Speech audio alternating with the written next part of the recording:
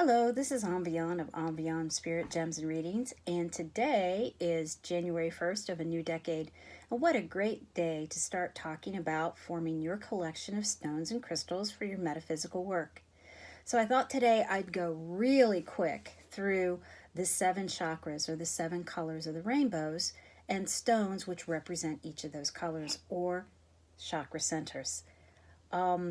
The best way to remember the colors of the rainbow or the 7 chakra centers is through the saying Roy G. Biv, which is basically stands for red, orange, yellow, green, blue, indigo, violet, which are the colors of the rainbow in the correct order of the spectrum.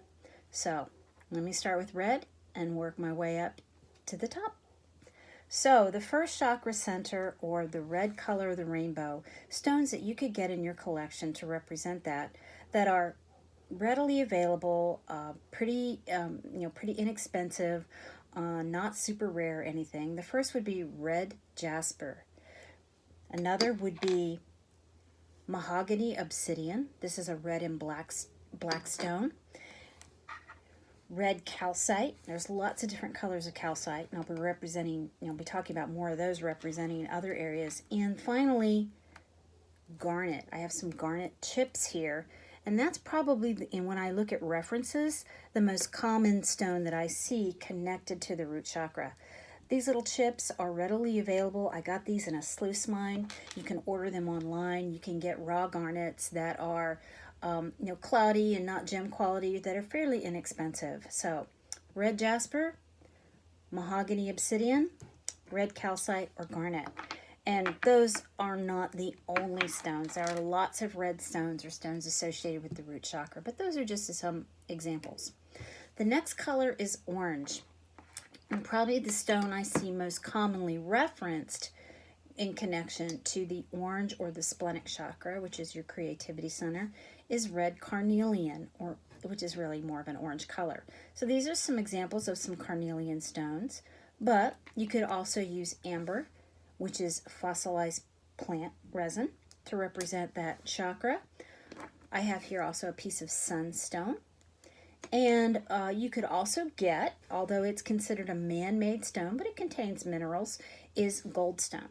So goldstone, amber, sunstone, or most common, carnelian. So that's red and orange. The next chakra is the yellow chakra, or the solar plexus area chakra, the next color of the rainbow. And I love to see tiger eye in everyone's collection. I think tiger eye is just a wonderful stone to have in your collection for a variety of reasons. Also, citrine, one of my super favorites. I mentioned this in my previous video about how to cleanse surrounding stones. So citrine, this is a raw piece of citrine. I also have here yellow jasper and a piece of yellow calcite. Again, calcite comes in a number of colors. So that is the yellow or the solar plexus chakra. The next color is green, and that is the heart chakra. And there are really a lot of green stones you can use.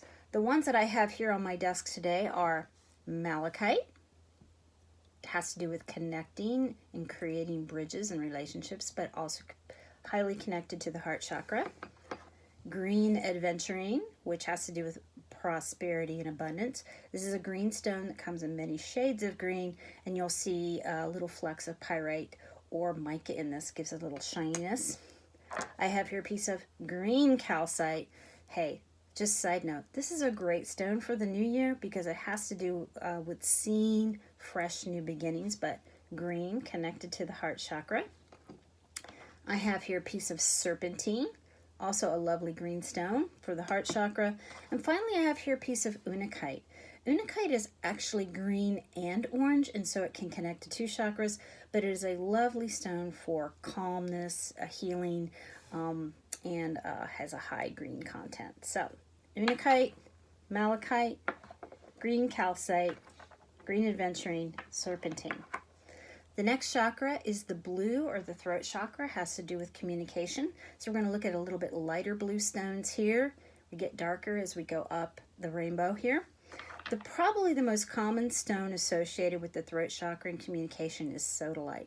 And sodalite is a blue stone. You'll see white or gray inclusions in the stone. And that's really important because you don't want to get it confused with lapis lazuli, which is a little bit deeper blue and has pyrite inclusions. And you won't see the white or the threads through it or the gray. So this is a piece of sodalite. Has to do with the throat chakra and communication. Also, I have here a piece of blue lace agate. Blue lace agates are lovely, lighter blue, have a lot to do with calming and tranquility, but can represent the throat chakra. I have here a piece of kyanite. I talked about kyanite in my last video, as it's capable of cleansing surrounding stones. And I have a piece here of what blue quartz or dumortierite, which again is a lighter blue quartz crystal and represents the throat chakra. So those are some blue stones for this area, or the blue chakra, the blue color of the rainbow. As we work our way up, it's blue, indigo, violet. So for my indigo stones, I really have two more common examples, and one is a little less common, but the first one is fluorite.